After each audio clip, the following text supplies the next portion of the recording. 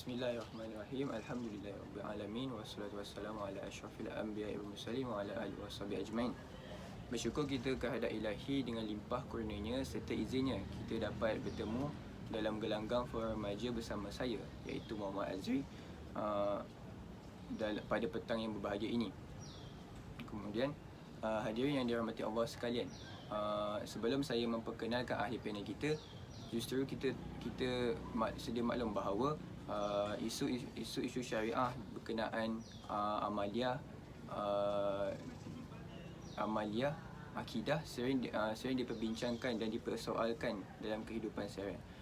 Jadi kita sebagai masyarakat tidak boleh mengambil ringan dan mengambil remeh perkara seperti ini, kerana ianya merupakan perintah Allah Subhanahu Wa Taala.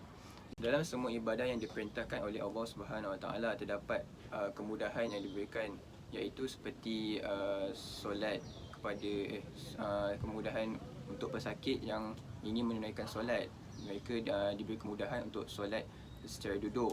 Sesuai juga dengan tajuk forum kita pada petang ini, iaitu berkenaan dengan solat jamak qasar. Solat jamak qasar ini dipandang remeh oleh masyarakat sekeliling, tapi kita perlu tahu bahawa ramai lagi yang di luar sana tidak mengetahui akan tajuk yang akan dibincangkan dalam apa itu jamak, apa itu qasar. Persoalan ini akan menjadi kunci utama forum kita pada hari ini. Sebelum mengupas tajuk dengan lebih mendalam, terlebih dahulu saya akan memperkenalkan dua ahli panel kita pada petang ini. Baiklah, di sebelah saya ahli panel pertama, iaitu saudari Hidayatul yang merupakan pelajar akaun S9. Apa khabar saudari? Terima kasih saudara pengerusi. Alhamdulillah saya baik-baik saja. Seterusnya, alhamdulillah, ahli panel kedua yang berada di ujung sana, baju hijau. Apa khabar saudari? Alhamdulillah, khabar baik saudara pengerusi. Sebelum saya menyimpang dengan lebih jauh, soalan pertama yang akan saya tujukan kepada panel pertama, iaitu apakah pengertian solat jamak dan qasar? Okay, terima kasih saudara pengerusi. Bismillahirrahmanirrahim.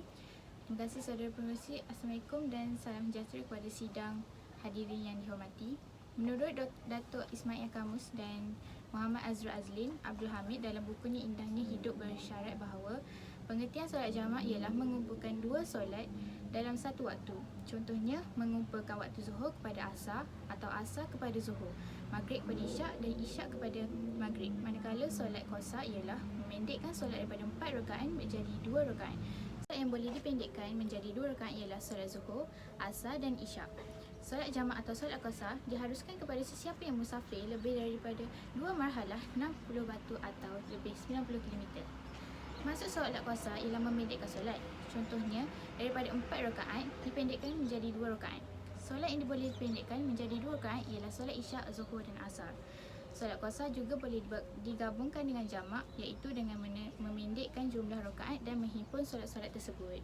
Okey, terima kasih kepada panel yang pertama kita atas lontaran pengertian yang utuh lagi berisi. Seperti yang kita tahu, solat jamak qasar ini adalah satu kemudahan yang diberikan oleh Allah Subhanahu Wa Taala bagi memudahkan amalan ibadah kita. Justru itu, dengan itu saya ingin menanyakan kepada ahli panel yang kedua, apakah kepentingan solat jamak dan qasar dalam konteks orang yang bermusafir? Terima kasih saudara pengerusi. Bismillahirrahmanirrahim. Assalamualaikum sidang hadirin yang dihormati. Antara kepentingan solat jamak qasar dalam konteks orang yang bermusafir ialah: pertama, sebagai tanda kasih sayang Allah kepada umat Nabi Muhammad sallallahu alaihi wasallam, maka umat Islam dikurniakan rukhsah. Kedua, memberi kemudahan kepada orang yang bermusafir lebih dari 2 marhalah untuk menunaikan solat ketika dalam perjalanannya. Ketiga, menunjukkan solat adalah ibadah yang sangat penting dan tidak boleh ditinggalkan walau dalam apa jua keadaan. Oleh itu, tidak kira ke mana pun kita menjelajah, kita wajib melaksanakan ibadah utama kita, iaitu solat 5 waktu. Keempat, menggalakkan umat Islam bermusafir untuk menjalankan kehidupan yang sempurna. Hal ini kerana Allah Subhanahu Wa Taala amat menggalakkan umat Islam untuk menjelajah dan meneroka dunia yang terbentang luas. Selain menjelajah untuk menyebarkan dakwah atau bekerja, dengan menjelajah juga kita dapat sentiasa menambah ilmu pengetahuan, memahami budaya di kawasan asing, menimba ilmu pengetahuan, memahami budaya baru dan yang boleh dan mengukuhkan hubungan silaturahim sesama manusia. Seperti yang kita tahu, orang bermusafir sering mengalami masalah dalam perjalanannya, seperti sukar untuk berhenti solat dan sebagainya. Maka dari itulah Allah memberikan kemudahan kepada umat Islam untuk menjalankan jamak dan qasar solat fardu. Tiada alasan lagi bagi orang yang bermusafir untuk meninggalkan solat fardu. Hukum solat jamak dan qasar ini adalah harus terpulang kepada orang yang bermusafir untuk mendirikan solat sempurna atau jamak dan qasar. Tidak menjadi masalah nak buat jamak qasar, tidak menjadi masalah, dan atau tidak mahu membuatnya pun tidak menjadi masalah. Okey, terima kasih kepada ahli panel kedua atas pandangan yang amat benar sebentar tadi. Sekarang sudah terang lagi bersuluh bahawa sebenarnya terdapat banyak kepentingan solat jamak dan qasar dalam konteks orang yang bermusafir. Sebentar tadi ahli panel yang kedua ada menyatakan bahawa salah satu kepentingannya adalah menunjukkan solat merupakan ibadah yang sangat penting. Jadi persoalan seterusnya yang akan ditanya oleh ahli panel pertama, solat apakah itu? Solat apa yang boleh diqasar dan dijamak beserta niat bagi menunaikan ibadah tersebut. Pembahagian solat jamak. Jamak ada dua, jamak takdim dan jamak takhir. Jamak takdim ialah melakukan solat jamak pada waktu yang awal iaitu zuhur dan maghrib. Contohnya, solat zuhur dijamakkan dengan asar pada waktu zuhur, solat maghrib dan isyak pada waktu maghrib. Maka ini dinamakan solat jamak takdim. Jamak takhir ialah merupakan solat jamak pada waktu yang akhir iaitu asar dan isyak.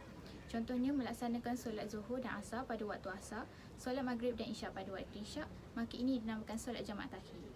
Dalam keadaan berdiri dan menghadap kiblat, ucapkanlah lafaz niatnya iaitu usolli fardu zuhri qasran ra'ataini jamaah takdim lillahi ta'ala. Maksudnya, sahaja aku solat fardu zuhur qasar 2 rakaat jamak takdim kerana Allah Ta'ala.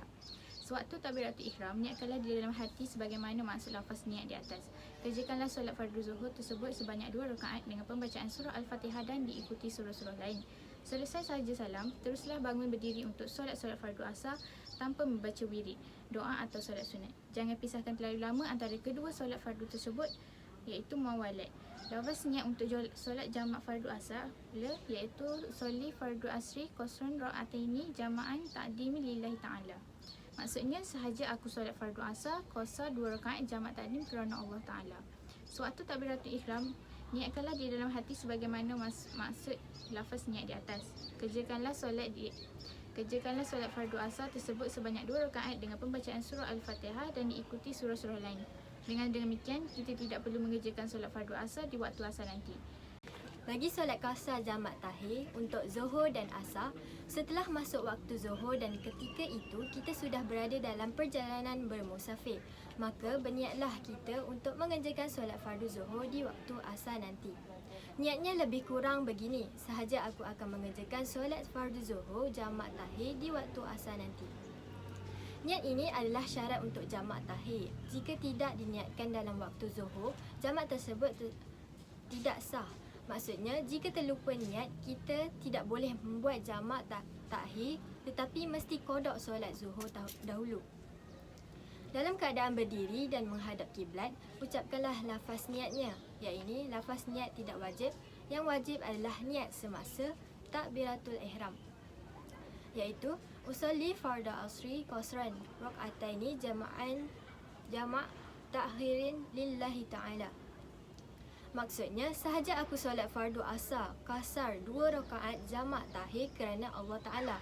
Sewaktu takbiratul ihram, niatkanlah di dalam hati sebagaimana maksud lafaz niat di atas. Kerjakanlah solat fardu asar tersebut sebanyak 2 rakaat dengan pembacaan surah Al-Fatihah dan diikuti surah-surah lain. Selesai sahaja salam, teruslah bangun berdiri untuk solat fardu zuhur tanpa membaca wirid, doa atau solat sunat. Jangan dipisahkan terlalu lama antara kedua solat fardu tersebut. Lafaz niat untuk solat fardu zuhur ialah usalli fardu zuhri qasran raka'ataini jama'an ta'khirin lillahi ta'ala. Maksudnya, sahaja aku solat fardu zuhur kasar 2 rakaat jamak takhir kerana Allah Ta'ala. Sewaktu takbiratul ihram, niatkanlah di dalam hati sebagaimana maksud lafaz niat di atas. Kerjakanlah solat fardu zuhur tersebut sebanyak 2 rakaat dengan pembacaan surah Al-Fatihah dan diikuti surah-surah lain. Bagi solat qasar jamak takdim iaitu maghrib dan isyak, setelah masuk waktu maghrib dan ketika itu kita sudah berada dalam perjalanan bermusafir, maka berwuduk dan bersedialah untuk solat. Dalam keadaan berdiri dan menghadap kiblat, ucapkanlah lafaz niatnya iaitu usolli fardu maghribi salasa rakaatin jama'an takdimin lillahi ta'ala. Maksudnya, sahaja aku solat fardu maghrib 3 rakaat jamak takdim kerana Allah Ta'ala. Sewaktu takbiratul ihram, niatkanlah di dalam hati sebagaimana maksud lafaz niat di atas. Kerjakanlah solat fardu maghrib tersebut sebanyak 3 rakaat, iaitu tiada qasar untuk maghrib dengan pembacaan surah Al-Fatihah dan diikuti surah-surah lain. Selesai sahaja salam, teruslah bangun berdiri untuk solat fardu isyak tanpa membaca wirid, doa atau solat sunat. Jangan dipisahkan terlalu lama antara kedua solat fardu tersebut. Lafaz niat untuk solat fardu isyak pula, usolli fardu isya'i qasran raka'ataini jama'an takdimin lillahi ta'ala. Maksudnya, sahaja aku solat fardu isyak qasar 2 rakaat jamak takdim kerana Allah Ta'ala. Sewaktu takbiratul ihram, niatkanlah di dalam hati sebagaimana maksud lafaz niat di atas. Kerjakanlah solat fardu isyak tersebut sebanyak 2 rakaat dengan pembacaan surah Al-Fatihah dan diikuti surah-surah lain. Dengan demikian, kita tidak perlu mengerjakan solat fardu isyak di waktu isyak nanti. Seterusnya, solat qasar jamak takhir iaitu maghrib dan isyak. Setelah masuk waktu maghrib dan ketika itu kita sudah berada dalam perjalanan bermusafir, maka berniatlah kita untuk mengerjakan solat fardu maghrib di waktu isyak nanti. Niatnya lebih kurang begini, sahaja aku akan mengerjakan solat fardu maghrib jamak takhir di waktu isyak nanti. Niat ini adalah syarat untuk jamak takhir. Jika tidak diniatkan dalam waktu maghrib, jamak tersebut tidak sah. Maksudnya, jika terlupa niat, kita tidak boleh buat jamak takhir tetapi mesti qada solat maghrib dahulu. Apabila masuk waktu isyak, bersedialah untuk solat. Mulakan dengan solat fardu isyak dahulu dalam keadaan berdiri dan menghadap kiblat. Ucapkanlah lafaz niatnya iaitu usolli fardu isya'i qasran raka'ataini jama'an tahlirin lillahi ta'ala. Maksudnya, sahaja aku solat fardu isyak qasar 2 rakaat jamak takhir kerana Allah Ta'ala. Sewaktu takbiratul ihram, niatkanlah di dalam hati sebagaimana maksud lafaz niat di atas. Kerjakanlah solat fardu isyak tersebut sebanyak 2 rakaat dengan pembacaan surah Al-Fatihah dan diikuti surah-surah lain.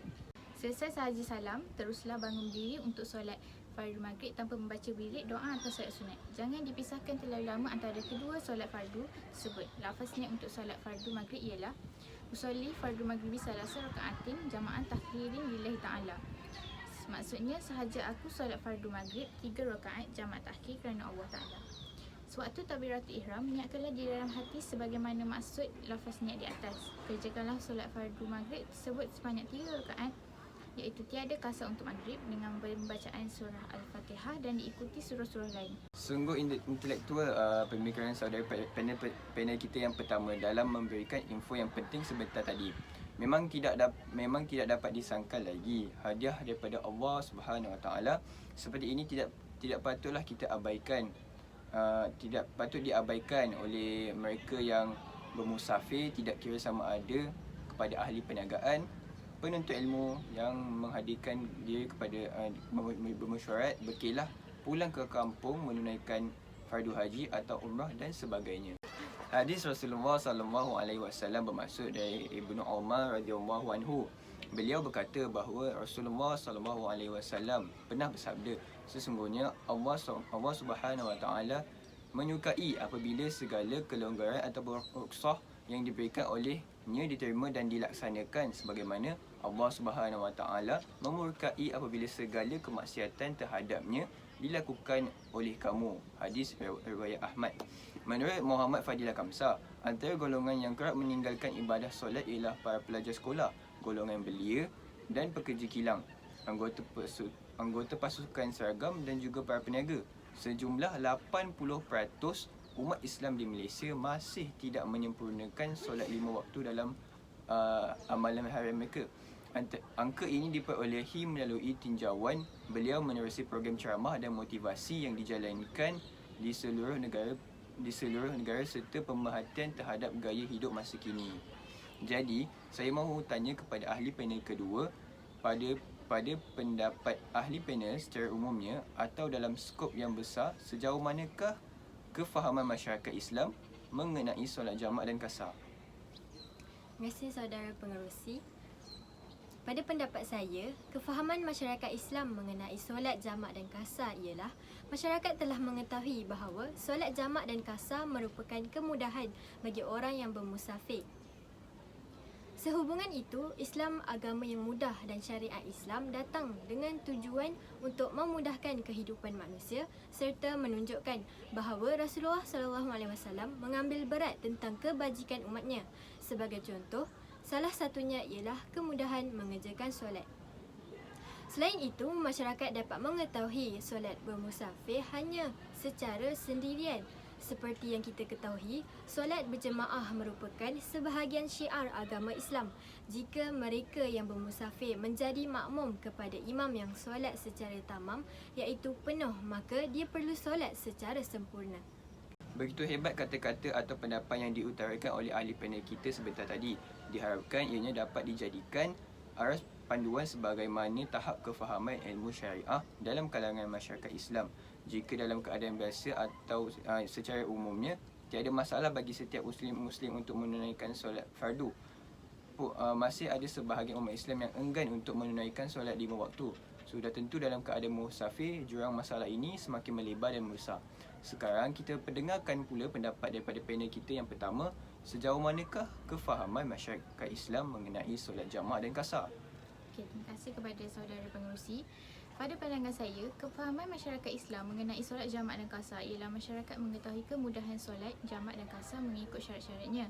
Antara syarat-syaratnya ialah perjalanan yang jaraknya 83 km dan lebih. Seterusnya, tidak berniat menetap selama 4 hari. Ketiga, berniat selama 4 hari, jadikan tempat yang dituju itu seolah-olah tempat tinggal yang tetap. Di samping itu, masyarakat mengetahui kewajipan menunaikan solat apabila bermusafir. Solat merupakan tiang agama dan merupakan rukun Islam yang kedua. Masyarakat Islam wajib menunaikan solat. Terima kasih kepada kedua-dua ahli panel kita kerana sudi hadir dan sudi menyuarakan pendapat masing-masing. Moga apa yang kita dapat hari ini tidak sekadar masuk telinga kanan, keluar telinga kiri. Secara konklusinya, solat jamak dan qasar ini bukanlah sesuatu yang janggal dalam konteks kehidupan apabila kita bermusafir. Dan apabila ianya dikatakan sunnah, maka ianya pernah dilakukan oleh Rasul kita iaitu Nabi Muhammad SAW dan akan mendapat ganjaran bagi mereka yang melaksanakan ia. Salah satu daripada kemudahan atau rukhsah ialah kemudahan mengerjakan solat. Menurut Abdul Wahab Muhammad Ali, rukhsah disyariatkan apabila umat Islam ditimpa kesukaran. Antaranya kerana musafir, ketika hujan, ketakutan dan ketika sakit. Ketika bermusafir, kita dibenarkan berbuka puasa Ramadan serta jamak dan qasar solat wajib. Jika sakit atau ketiadaan air, kita disuruh bertayamum sebagai ganti wuduk. Kita juga dibenarkan solat sambil wuduk, berbaring dengan menggunakan isyarat mata ketika sakit. Jika hujan terlalu lebat dan atas dasar keselamatan, kita dibolehkan meninggalkan solat Jumaat digantikan dengan solat Zuhur. Semua ini adalah sebahagian rukhsah yang diberikan manusia agar amat-amat utama dalam ibadah, iaitu memperhambakan diri kepada Allah, dapat dicapai dalam apa jua keadaan sekalipun. Dan hadirin yang dihormati, kita telah sampai di penghujung bicara. Terimalah salam bersantun, salam yang minta maaf, salam yang minta ampun. Saya mewakili semua ahli panel mengucapkan setinggi-tinggi terima kasih kepada semua yang menyaksikan forum remaja ini. Lantaran keterbatasan waktu, saya mohon mengakhiri bicara ini. Selanjutnya, mohon mengundurkan diri. Sekian, wabillahi taufiq wal hidayah. Wassalamualaikum warahmatullahi wabarakatuh.